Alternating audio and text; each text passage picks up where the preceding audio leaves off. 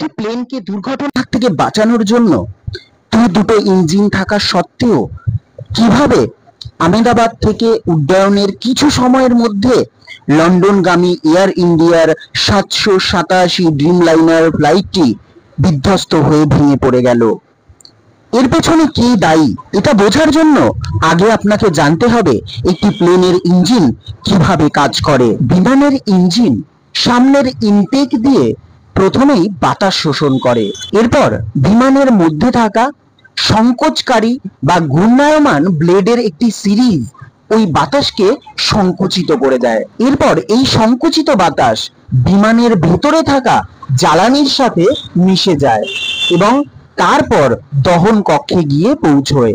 সেখানে গিয়ে এই মিশ্রণটির দহন হয়, দহন থেকে হিট উৎপন্ন হয়।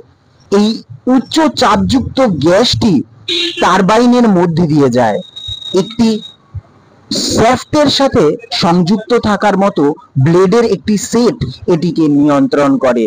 এরপর গ্যাসগুলো একটি নজেলের মাধ্যমে ইঞ্জিন থেকে বেরিয়ে যায়, যার ফলে উচ্চ বেগের বাতাসের প্রবাহ তৈরি হয়। পেছনের দিকে ঠেলে নিষ্কাশিত এই গ্যাস বিমানকে সামনের দিকে এগিয়ে যেতে সাহায্য করে। 12 জুন 2025 তারিখ বৃহস্পতিবার আহমেদাবাদের সর্দার বল্লভভাই প্যাটেল আন্তর্জাতিক বিমানবন্দর থেকে উড্ডয়নের কিছুক্ষণ পরেই এয়ার ইন্ডিয়ার এই ফ্লাইট 787 ড্রিমলাইনার বিধ্বস্ত হয়ে পড়ে।